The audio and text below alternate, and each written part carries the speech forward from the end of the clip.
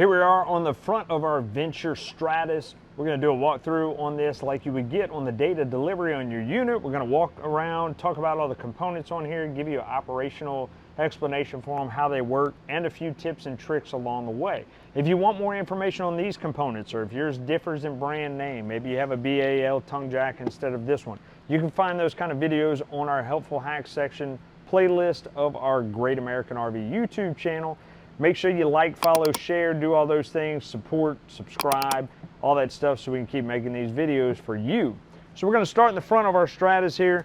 On the front we have our 7-way plug. It's going to transfer all our turn signal lights, all that stuff. We also have a battery charge line on here that's going to charge our battery while we're traveling down the road, pulling off the alternator of that towing vehicle. And then we also have our brake control wire that'll work off of the brake control. When you hit your brakes, it sends a signal down here to the brakes on the trailer. Now, speaking of brakes, we do have our cable right here that's hooked to our breakaway box. That cable should be looped or clipped onto our receiver hitch where our safety chains hook up. Not to our hitch itself or anything like that. It needs to be hooked to the safety chain hook of the receiver hitch. Reason being is if that hitch fails, the idea is for this pin to go with the truck, be pulled out of that breakaway box, and it's going to activate the brakes on our trailer right here. That's only going to happen if we have a good solid 12-volt battery on our trailer that's charged up and usable, because it will need power to activate those brakes. Besides that, we need to make sure that that pin is inserted in that box at all times. We never want it to come out unless it's an emergency situation like that. Otherwise, your brakes will be locked in when you don't want them to be. So we also have our 12-volt jack here in the front. It does have an override on it. We have a little black plug here on the top. We can pull that off, put a crank handle in there, crank it up and down to get us out of a jam. We do have a red wire that follows down to our battery. It has an inline fuse in it most of the time. We can check, make sure that fuse isn't bad, check, make sure our battery is charged up. If not, try plugging in that 7-way. All else fails, go ahead and override it with that manual crank. Behind that, we have our dual propane tanks operated by our dual propane regulator. A dual propane regulator has a selector switch on it, and you can go ahead and choose which tank you want to be your primary. Now, you'll have both tanks on. That primary is the one that it will pull off when you're using your gas, and when it runs dry, it will automatically start to pull off of that secondary tank. Your gauge on there will show red at that point, saying that that primary tank is empty, and then you can take that selector switch, turn it over to that other tank that it's being used now, and get the previous primary tank refilled or replaced. Behind that, we have our battery storage center as well as our battery disconnect. That battery disconnect is important when we store our unit. If we are storing it plugged in, or anytime we are plugged in, if we're camping with it, whatever, we need that battery disconnect on. If we are storing it unplugged, we need to turn the battery disconnect off. That'll shut down all the 12-volt power in the unit, and it'll help conserve the power on that battery while we have it stored, so we got some juice left in it whenever we want to go hook up. On the driver's side of our unit, of course, access to our pass-through bay right here. We have our black tank flush and our docking station. We're going to go over information on that docking station real quick. Black tank flush, we'll touch on that when we get to our valves in the back to dump those tanks. So here on our docking station, we can see this blue lever right here. This is going to coordinate with our diagram right here. If we want to fill our tank, which is that onboard water storage, and that we want to take with us, because in the event we are going somewhere that has no water hookup, we would want to go ahead and hook our water hose up to this, and then we can fill that tank. Now, if we do have water connection wherever we're at, we go ahead and turn it to city water, and then that water will go straight to our fixtures. This vent right below it is just a vent for that fresh tank. That way that air can escape out of there. We have a quick connect right here that will provide us with that blue coil hose we can hook up right here and have a spray port with hot and cold. And then we have our 2 coax connections right here for satellite and cable. Below that docking station, we'll see our stabilizer jack. We'll talk about that real quick. But first, I want to touch on the blue line down here with a valve on it. That blue line is for our fresh tank. Remember, we talked about filling that fresh tank from right here. If we ever want to drain that water out, we do that right here. That way we don't have the added extra weight on our unit, or that water doesn't become stagnant sitting there if we're not using it. That's where we'll go to drain it out. Our stabilizer jacks are stabilizers only. They're not levelers, so we shouldn't be using these to try to level out our unit. They have a weight rating on them, and that weight rating is much less than what the weight of the camper is. So we need to make sure we're using these properly. In order to level our unit out, we need to purchase the stacker blocks, which are available at our camping stores.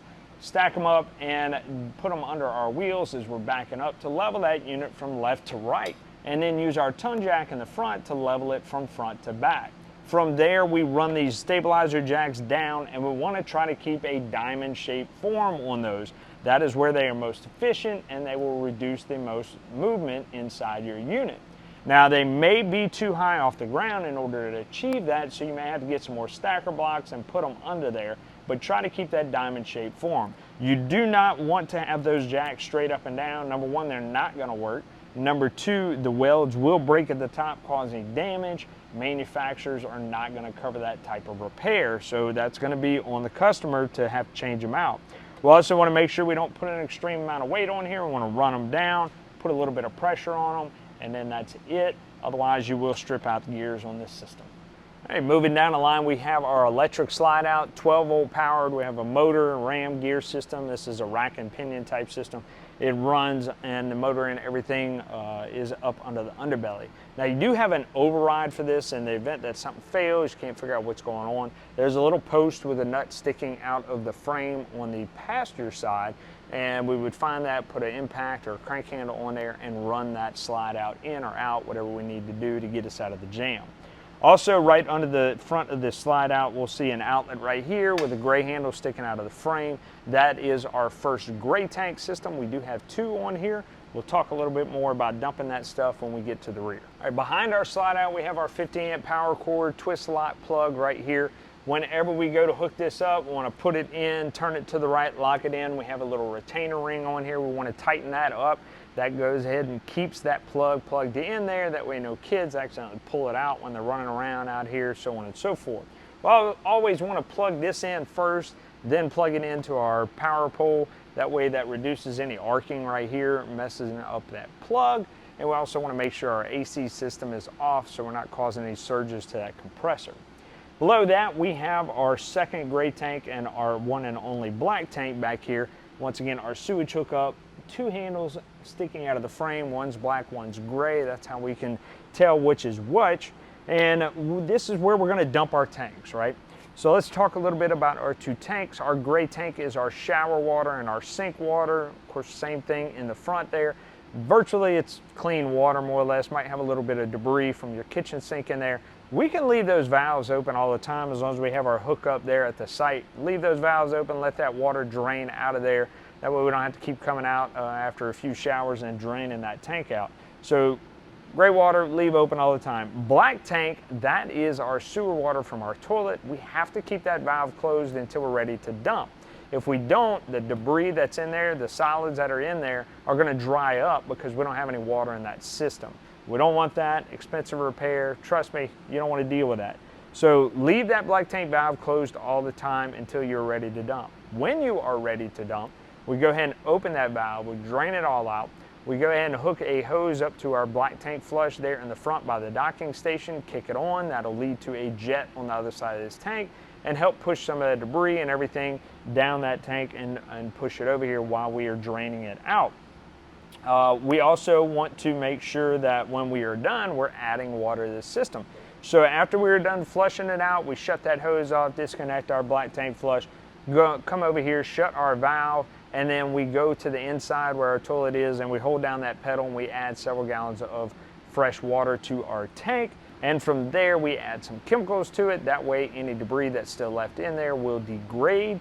And while we're traveling down the road, that clean water will help slosh around in there, clean anything that might be stuck to the walls. Once again, chemicals will help degrade what's in there, and you're going to be good to go. Maybe add some more water, some more chemicals in it whenever you get to your storage lot or wherever you're headed. From there, we do have some other pro tips as far as flushing out that tank. That's how the manufacturer recommends do it. We got some other tips on the Haps Helpful Hacks section. Very popular video. You might want to go check it out for flushing out your black tank. Over there, we do have another stabilizer jack. We're going to have that on all four corners of our unit. On the rear of our unit, we are pre-wired for our Furrion backup camera. We can go ahead and install that, 4 screws, pop the camera in, plug in a little cable, you're good to go. When you turn your running lights on, it will send power to that camera. You can see behind you while you're traveling down the road or while you're backing up. Nice upgrade there. Our bumper does have some plastic caps on it. We can go ahead and store our sewer hose in there if we wish. Also have a receiver hitch there at the bottom. You'll notice there's no plug-in for lights, no safety chain hookups. So that means it's not meant to pull a trailer, pull a boat, pull anything besides maybe a bike rack, something like that. One of those extra racks for more storage. So don't try to pull anything else back there. You will void your warranty.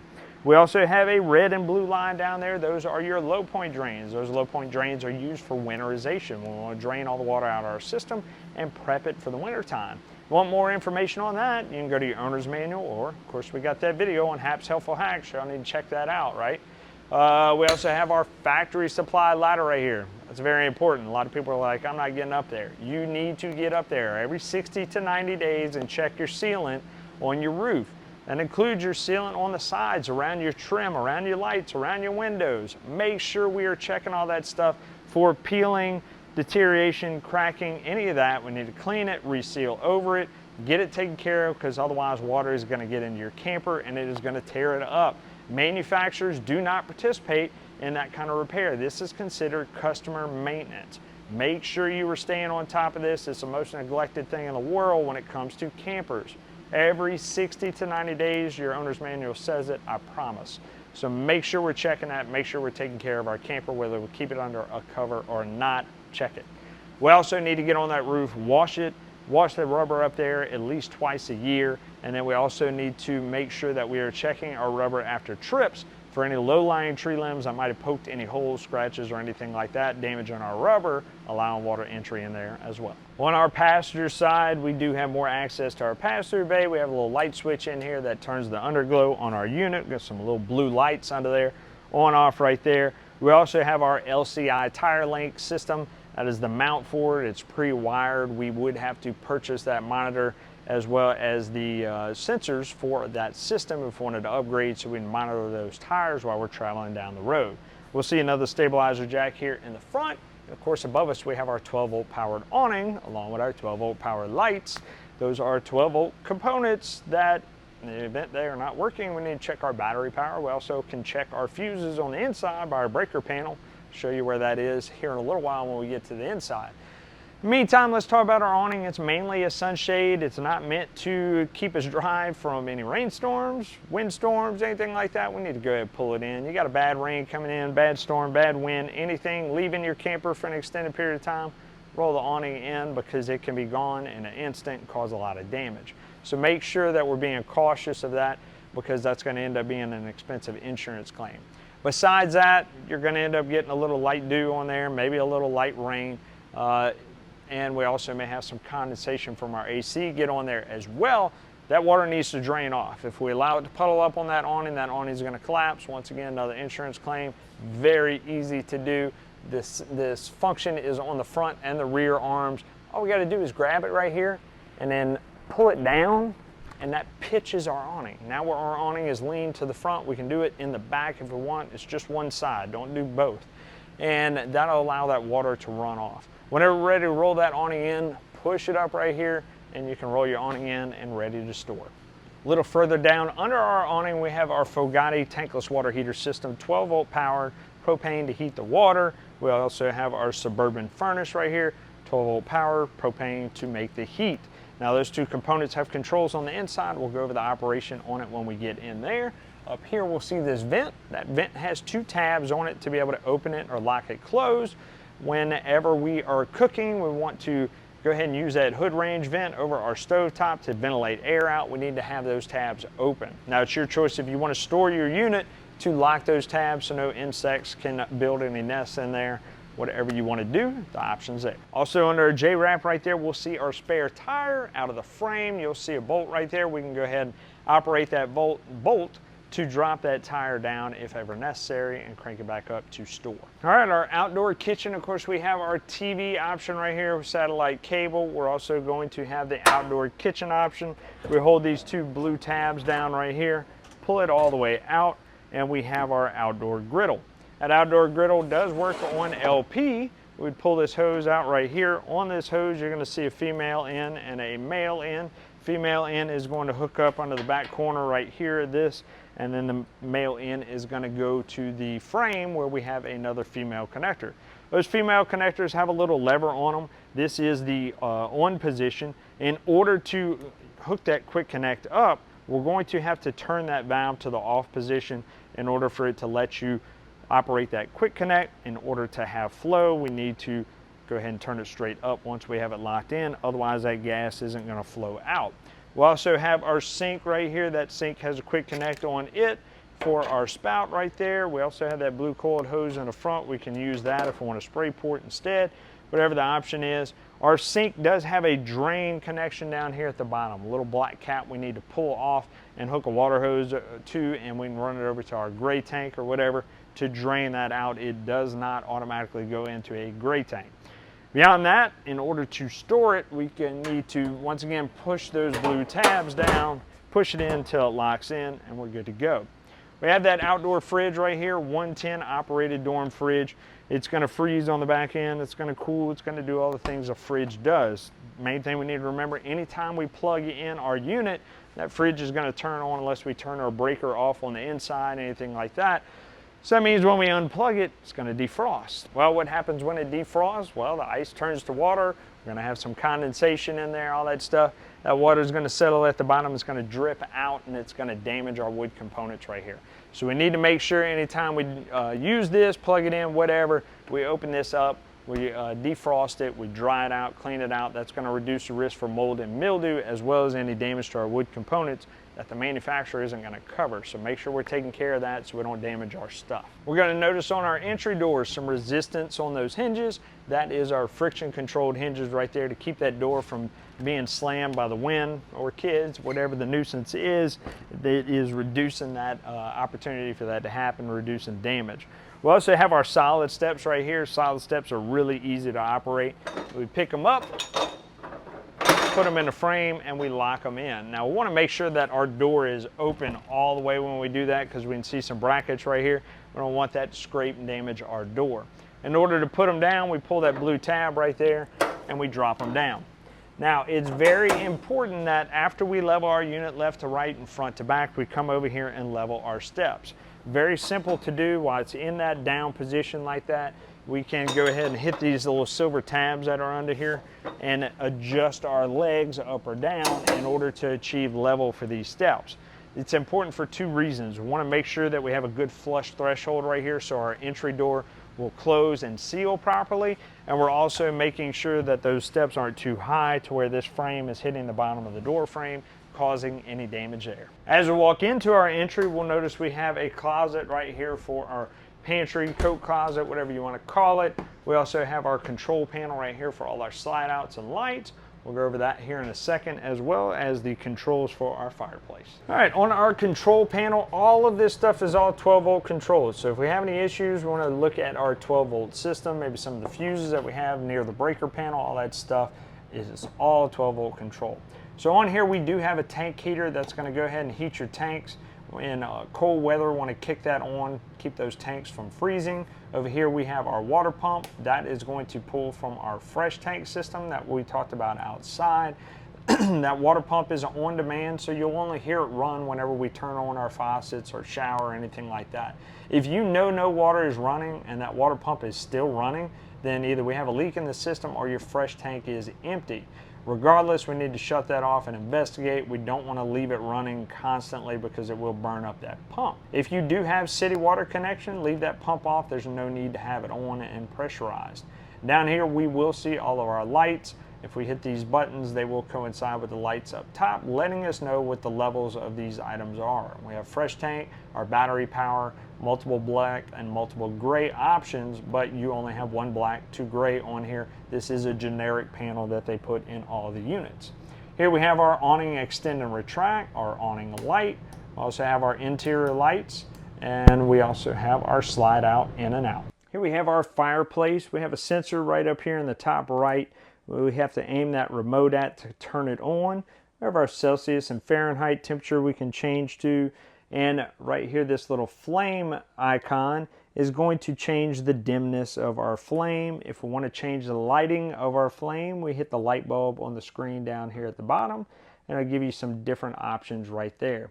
If we want to operate our heater on a timer, once again, electric heater, it is going to be this button right here. It looks like a clock, and when we push it, we can see some times pop up: 1 hour, 2 hours, 3 hours, all the way up to 8, and then it will go to 0 hours, letting you know that that timer is off. If we want to change our temperature, we'll use one of these two buttons at the bottom, and we can see once again we have a temperature down there, and we will go ahead and raise it until it kicks on, or lower it, we want it to kick off, or we can keep going until it says on, and that heater will stay running all the time. We kick it up one more time, and it's going to say OF, meaning that that system is off. Over behind our TV, we do have our satellite and cable hookup along with our antenna that'll pull off the same coax, and then we are pre-wired for our King Connect system if we want to add that Wi-Fi router and stuff, so we can have Wi-Fi with us wherever we go. On the rear of our unit, just outside our bathroom, we have our 110 control center right here with all of our 110 breakers. We're also going to have our 12-volt system right here, our 12-volt fuses. All those components I keep talking about are 12 volt. That's where we want to go. Everything is labeled so we can easily identify what is what in those systems, so we can try to figure out what may be wrong. Over here we have our COLP detector. This is going to notify us of any cautious gases in our unit with an alarm. We can see a little green light glowing down there at the bottom. That lets us know it's powered up. This is hardwired into our 12-volt system, so it's going to run all the time. We do need to test it before we go out on trips, make sure that alarm works. And we also need to know that it does have an expiration date stamped on the front of it or the back of it, letting you know when it expires and when it'll need to be changed out. So we need to make sure that we're checking that regularly, as well as our smoke detector on our ceiling, 9-volt powered, just like the ones at home. We need to change that battery out, test that system, make sure it's working too. Over here we have our Go Power solar system. Not much to go over on it besides the fact that it is going to monitor your solar system and solar power being charging your battery system if you have everything hooked up.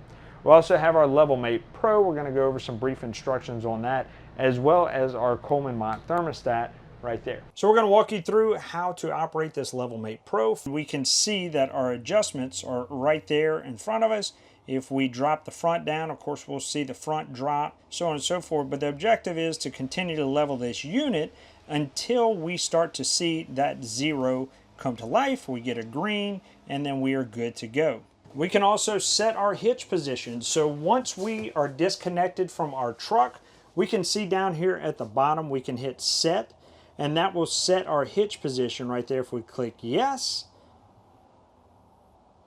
hitch position is set. So now after we have leveled our unit out, let's say we don't want to play that guessing game, right? So we bring our jacks up and we can control that front tongue jack. We hit recall here and it will adjust and let you know where that original hitch height was, and you can go up and down until you zero out there. Then you won't have to worry about trying to guess where that hitch height actually is. That wraps up everything on our LevelMate Pro. All right, this is our thermostat for our AC system. When we click that button once, it'll give us the option for mode.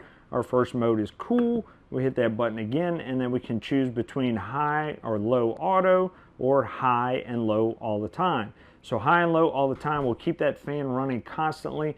Even though that compressor is not on, auto will shut that fan off whenever our compressor is turned off. Once we go ahead and initiate those two items, our AC will kick on, and we can choose our desired temperature by turning that knob right there. And the larger number on that screen is going to be our room temperature. So here we're set at 63, and our actual temperature is 83.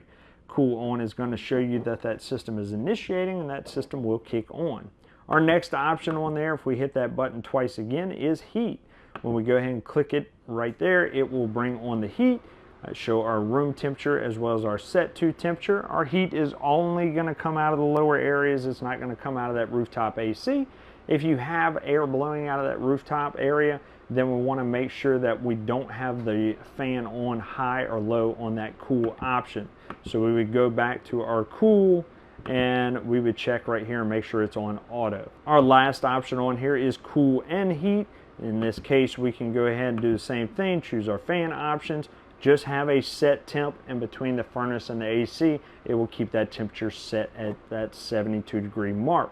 Now, in order to turn that system completely off, click it twice again and we can go to off.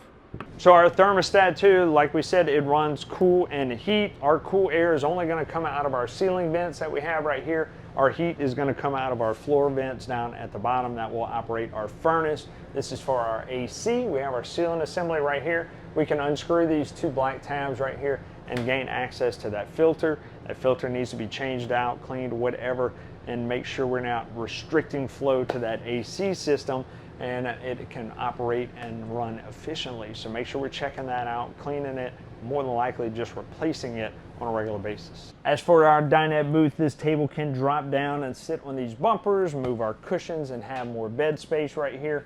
And we can also have our recliners. That middle will flip up. We have our heated and massaging seats right here, as well as our reclining feature manual right there. In our kitchen area, we have our 12-volt powered Furrion refrigerator. It is going to pull off that 12-volt battery powered system. We open our bottom fridge right here. We have our control knob for both the fridge and the freezer area. It can go from that off position, which shuts everything down, to cold to colder. And then also we have that off-grid option. Off-grid option is if we are working off a 12-volt power only, relying on our solar or our battery system, we don't have shore power. We're trying to reduce the energy that we're using off of that system, so we go to off-grid. Now, that is also going to take into account that you're not opening and closing this fridge too often, so that compressor's not going to work as hard to keep it cold. So keep that in mind whenever you use that option. Another thing to remember is these fridges do not have drain tubes, just like your outdoor fridge. Anytime it's running, it's being cold, right? And it's freezing.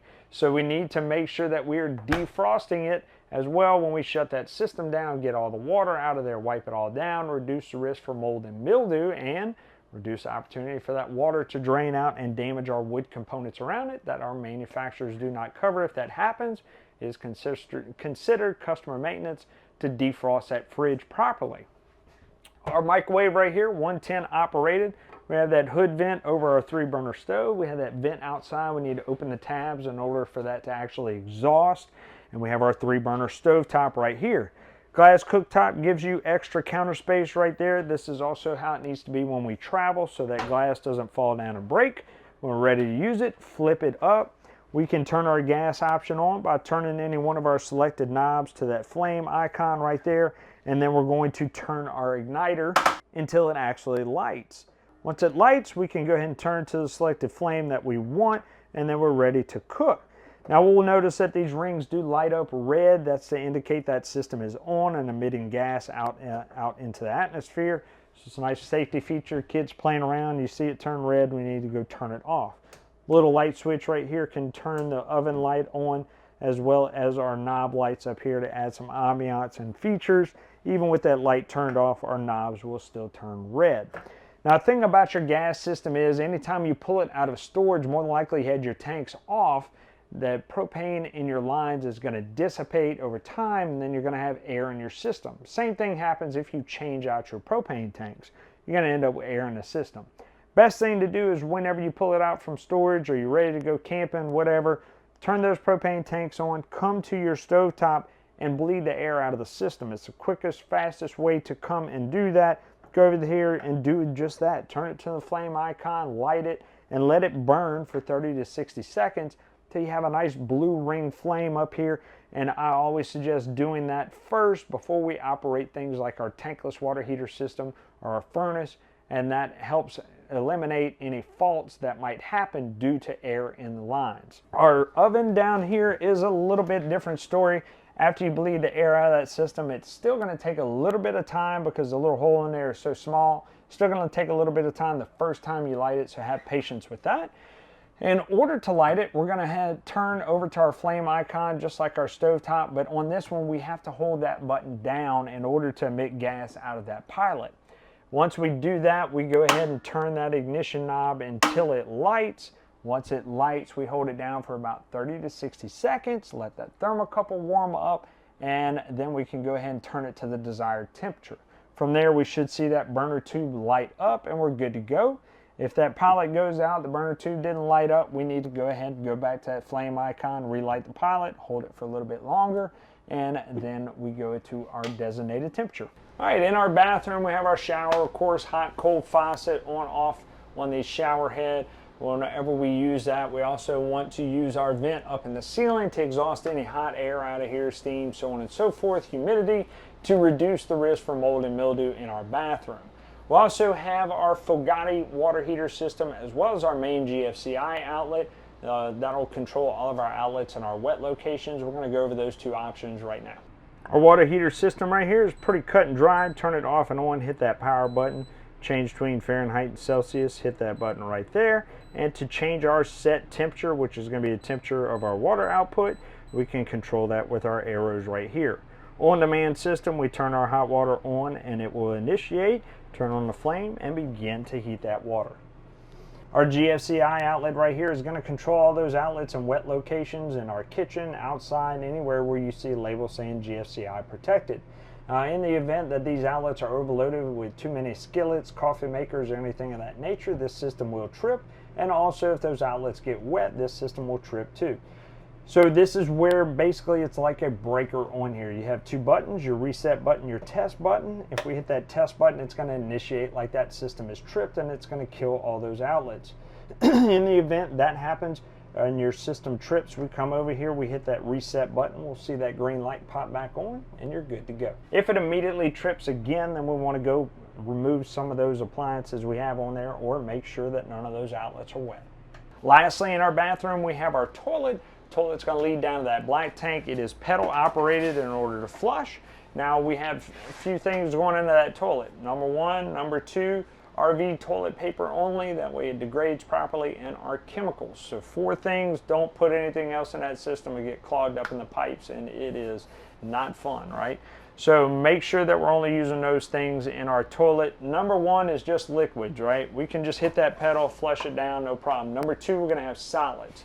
So we want to go ahead and barely push that pedal down to where that valve isn't opening, and it will fill that bowl up with water. We want to fill it about half to 3/4 of the way. That way we have enough water in that system to flush those solids down the drain. Once again, RV toilet paper only, and make sure we're putting chemicals in our system. Not much to go over in our bedroom. We do have another thermostat right here to control this front AC. This one is only going to be a cool option. The one in the living room operates your heat option for the entire unit, so keep that in mind. We also have another filter in here that we also need to maintain as well. Biggest difference in here, our TV backer location, and then we have our coax plate right here. That coax plate is for our antenna and cable, and you're going to see a little button on there with light. That light indicates our 12-volt boost. So if we're scanning for antenna channels on any of our TVs, we need to make sure that that light is on so it will boost the signal and help pick up channels in the area that we're at on an extended range. Now, if we are searching for cable channels, man, we have that outside coax hooked up to the campsite, then we need to make sure that light is off. We can do that by just pushing that button. Otherwise, it will scramble the channels on the cable side of things coming from the park.